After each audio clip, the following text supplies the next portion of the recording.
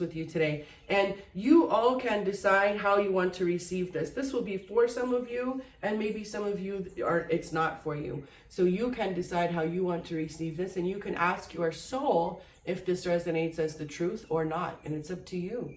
I was thinking about coming on here initially and saying that the seasonal affective stuff has set in, and I am feeling, I'm choosing my words, I'm wizarding my words, and that I am feeling the effects of it accordingly, right? And then I was like, but that's not what you want to say, because that's not what you want to feel. And then I was like, that's not even the truth. Dude, you're acclimating to the seasons. What is this bullshit? What is this human bullshit you're gonna put on it? Seasonal affective disorder. It's called slowing the fuck down according to the season, mammal. And I was like, whoa. It's pretty strong, strong response inside of me.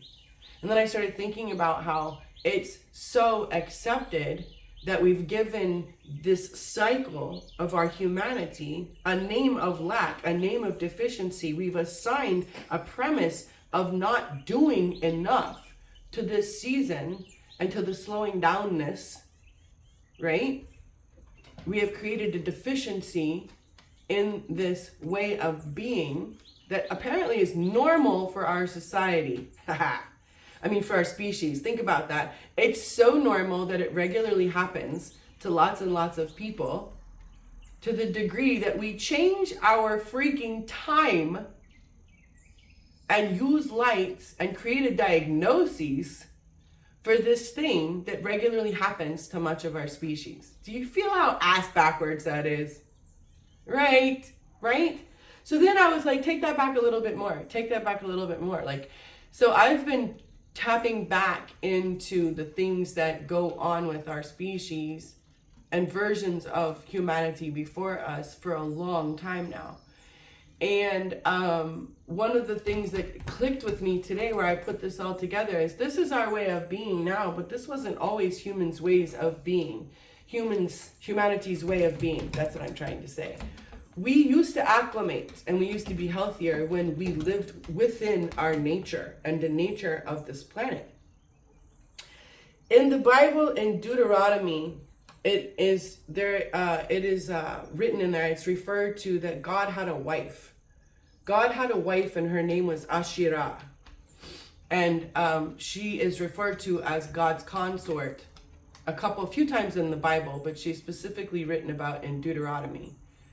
And I have researched that many of the stories, if not all of the stories of the Bible, the first Bible written in King Josiah's time, many of the stories were taken from the Canaanites' version of their holy stories about their gods, and they were changed to all apply to a God that this man began calling Yahweh. And so he's referred to as the Yahwist. He's the first man who created the name Yahweh for God. And then he took the stories and put Yahweh's name on everything. Like in the I have a hard time with that word, Canaanites version. I mean, in their stories of creation, there was a God for the water and a God for the air. And they did this and they brought, the water to meet the land and da-da-da-da. This is the paraphrase. I'm not learned on the stories.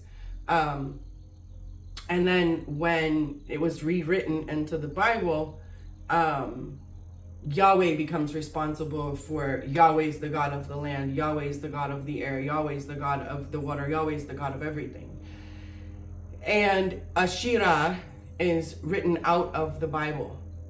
And it is my understanding that in other high conscious societies, and there are infinite species of high consciousness in the multiverse, when they set up shop, when the ways that they govern their species is usually 2 males and 1 female. It is a ruling male, an older male, a younger male, and a female. And this triad creates the balance between the older, wiser masculine, the young, virile, let's go get it masculine, and the spiritual, connected feminine. which makes sense, doesn't it? And so all of this balance was present a long time ago. And the ways of being would have been different. And so what I'm teaching you right now is old connection and old learning brought forth in a new way.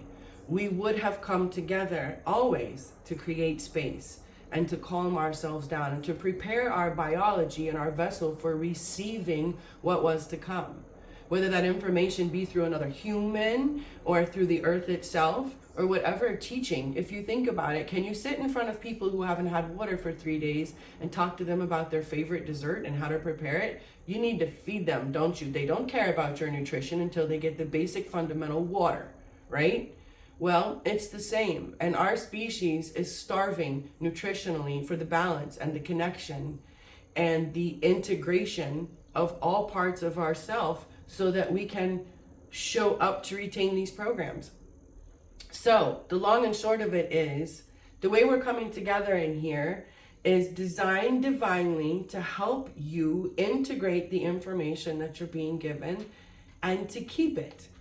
Not just to pop into a challenge for a few weeks and do it for a little bit and feel better for a little bit, but to actually change your energy and to change your biology and to change the way that you look at yourself and the world around you. I thank you for your time today. I thank you for being here with all of us. And this is when I'm in alignment with the love of the universe, peace cannot be disrupted. That is the truth. And that's the truth within your own vessel. When you create the balance in your own biology, you can't mess with it. You could look at that and what's going on with my house right now. Oh, thanks for being here. I love you so big.